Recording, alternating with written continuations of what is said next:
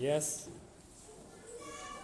मानव इतिहास में कुछ ऐसे लोग हुए हैं जिन्होंने अपनी प्रतिभा से पूरे विश्व को आलोकित किया। रविंद्रनाथ टैगोर भी एक ऐसी ही प्रतिभा थे। गुरुदेव के नाम से मशहूर रविंद्रनाथ टैगोर दुनिया के पहले ऐसे व्यक्ति थे जिनकी रचनाओं को दो देशों भारत बांग्लादेश ने अपना राष्ट्रगान बनाया। बहुमुखी प्रतिभा के धनी रविंद्रनाथ टैगोर ने कला के विभिन्न क्षेत्रों में अभूतपूर्व योगदान दिया। रविंद्रनाथ टैगोर का जन्म 7 मई 1861 को कोलकाता में हुआ था। उनके पिता का नाम देवेंद्रनाथ टैगोर था। रविंद्रनाथ ने अपनी प्रारंभिक शिक्षा अपने घर पर ही प्राप्त की। उन्हें स्कूली शिक्षा के लिए पास के एक स्कूल में भेजा गया था, पर स्कूल के वातावरण को वे सहन नहीं कर पाए, जिसके बाद उनके पिता ने घर पर ही उनकी पढ़ाई की पूरी व्यवस्था कर दी। उनके घर पर देश के गणमान्य विद्वानों, साहित्यकारों और शिल्पकारों का आना जाना लगा रहता था। यही कारण है कि औपचारिक रूप से स्कूली शिक्षा प्राप्त नहीं कर पाने के बावजूद उन्होंने अपने घर पर ही साहित्य, संगीत एवं शिल्प का अच्छा ज्ञान प्राप्त कर लिया। विद्वानों की संगति के साथ साथ 9 वर्ष की आयु से ही अपने पिता के साथ विभिन्न स्थलों के भ्रमण का प्रभाव उन पर कुछ इस तरह पड़ा कि बाल्यावस्था में ही उन्होंने कविता लिखना प्रारंभ कर दिया। बाद में अंग्रेजी की शिक्षा प्राप्त करने के लिए वे 17 वर्ष की आयु में लंदन गए और लंदन विश्वविद्यालय में उन्होंने 1 वर्ष तक अध्ययन किया। इसके बाद उन्होंने कहीं औपचारिक शिक्षा प्राप्त नहीं की, परंतु साहित्य सृजन के प्रति उनका लगाव बढ़ गया। रविंद्रनाथ ने 12 वर्ष की आयु से ही काव्य सृजन शुरू कर दिया था। बाद में उन्होंने गद्य साहित्य की रचना भी शुरू की और अपनी अधिकतर रचनाओं का उन्होंने अंग्रेजी में अनुवाद भी किया।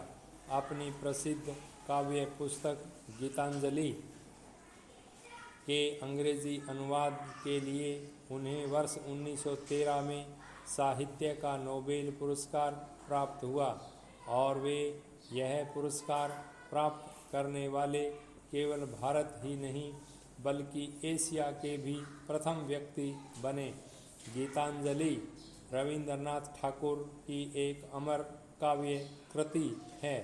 इसी के गीतों ने उन्हें विश्व कवि के रूप में प्रतिष्ठित किया। कुछ लोगों का यह मानना है कि इसका अनुवाद किसी अंग्रेज कवि ने किया था, किंतु अब यह बात सिद्ध हो चुकी है कि यह अनुवाद किसी और ने नहीं बल्कि स्वयं रविंद्रनाथ टैगोर ने ही किया था। उन्होंने अपनी रचनाओं का अंग्रेजी में अनुवाद कैसे प्रारंभ किया, इसके पीछे एक छोटी सी कहानी है। प्रारंभ में वे केवल अपनी मातृभाषा बांग्ला में ही लिखते थे।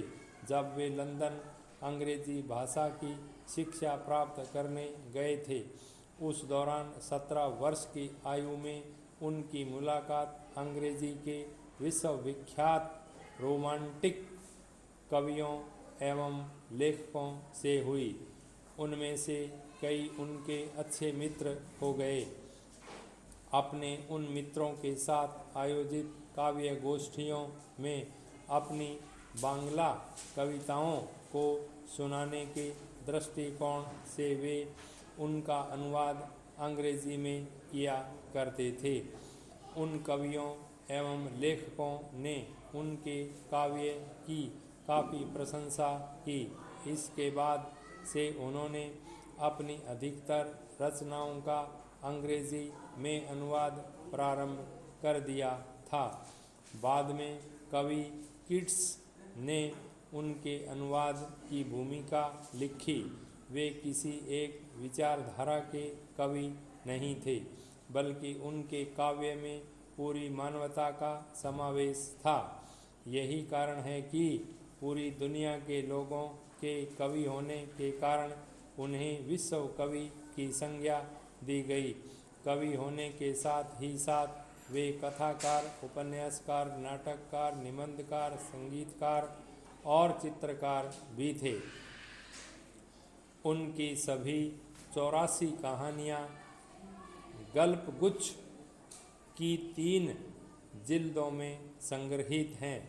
वे अपनी कहानियाँ हरे पत्ते में छपवाते थे।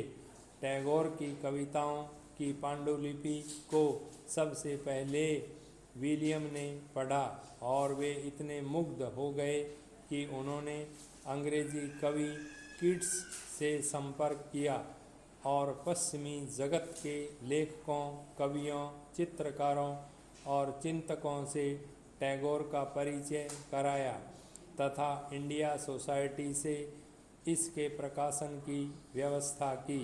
विश्व की अनेक भाषाओं में उनकी रचनाओं के अनुवाद प्रकाशित हो चुके हैं। महात्मा गांधी ने उनकी प्रतिभा से अभिभूत होकर उन्हें गुरुदेव की संज्ञा दी थी।